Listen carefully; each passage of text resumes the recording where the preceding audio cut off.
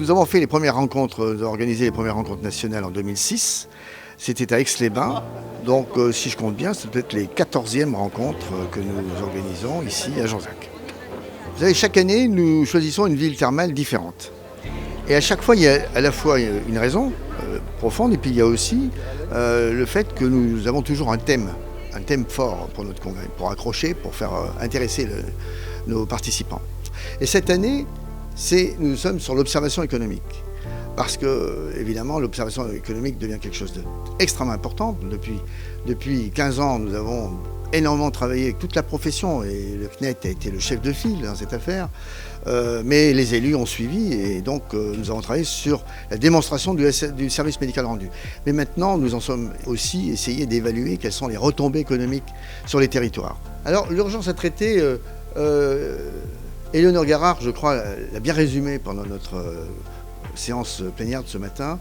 C'est-à-dire que je pense qu'il faut avoir la capacité à se projeter dans l'avenir. C'est-à-dire quels seront nos clients, nos curistes, dans 5 ans, dans 10 ans. Parce que les choses évoluent extrêmement vite. Il faut donc se projeter dans l'avenir, voir un peu ce que les clients attendent et voir comment nous devons nous adapter à ce changement qui sera réel. Parce que si nous n'adaptons pas à ce qu'ils attendent et à ce qu'ils veulent, nous les perdrons. Voilà. Donc il faut aussi, c'est notre futur défi, c'est de s'adapter à la nouvelle demande des clientèles de demain et après-demain. En tant que présidente de la chaîne thermale du Soleil, ce que j'attends de ces réunions d'automne qui ont lieu chaque année, c'est la rencontre avec nos camarades, nos concurrents et puis également tous les professionnels de la filière, car c'est une filière qui a l'intérêt de faire converger de nombreux professionnels qui, à eux tous, font émerger le thermalisme de demain. Vous êtes un moteur d'activité économique et bien sûr, vous contribuez à développer notre économie et notre emploi dans ces territoires. Après 10 ans d'une belle croissance, notre secteur économique aujourd'hui doit à nouveau envisager de se transformer tout simplement pour répondre aux défis de l'arrivée d'une nouvelle génération de patients, de curistes et de touristes. Nous avons eu la chance d'être accueillis dans cet espace somptueux qui est le centre des congrès de Jonzac. Et l'habitabilité, le plaisir qu'il est de l'habiter pendant ces 2 jours est un véritable enchantement.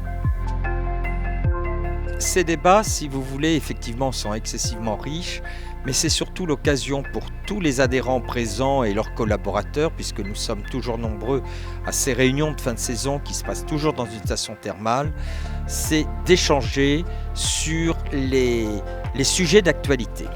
Cet observatoire économique est créé en partenariat avec trois organismes, la tête de file, la Fédération thermale et climatique française, l'Association nationale des maires des communes thermales et le Conseil national des établissements thermaux, plus connu sous le nom de CNET.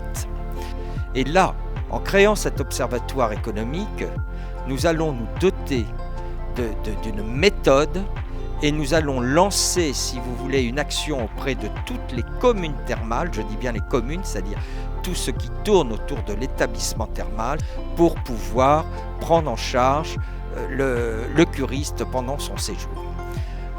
Nous attendons donc de pouvoir évaluer le poids de la filière thermale.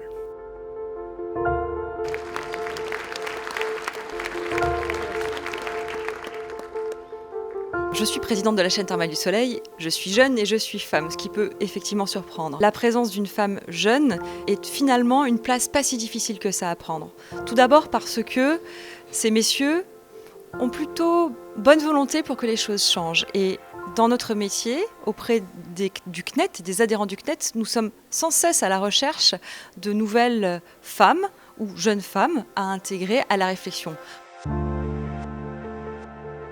Aujourd'hui, nous avons un projet extraordinaire qui fait l'unanimité, qui rassemble toute la famille du thermalisme, c'est l'élaboration de l'observatoire économique. Voilà. Et moi, je crois que c'est très très important parce qu'il faut que nous, maires, nous puissions aussi avoir cet outil, parce que ça va être un outil de développement économique également, en dehors du thermalisme. Il nous arrive d'accueillir des investisseurs, quelquefois accompagnés de leurs banquiers. Et ils ont besoin de cet outil, de connaître précisément quelle est la richesse de la commune. Quelles sont les retombées économiques, notamment du thermalisme, du tourisme. Ça va permettre également de réfléchir sur la meilleure qualité de l'accueil pour notre clientèle. Parce que quand on va explorer tous les secteurs de l'activité économique, nous allons bien sûr échanger avec nos partenaires, les établissements thermaux, avec les chambres de commerce, avec les offices de tourisme bien évidemment. On va parler clientèle. Et quand on parle clientèle, on va parler qualité de vie, qualité d'accueil. Et je crois que cet observatoire économique va permettre aussi d'améliorer ce cadre de vie. J'ai été frappé dans ce congrès de voir la jeunesse des acteurs, la qualité des débats. J'ai assisté à plusieurs réunions en observant et en écoutant attentivement ce qui se disait. Je n'ai pas beaucoup d'inquiétude pour l'avenir de cette profession. Elle est dans l'air du temps et elle a tout ce qu'il faut pour être une grande profession qui réussit. Merci beaucoup, Monsieur le Président.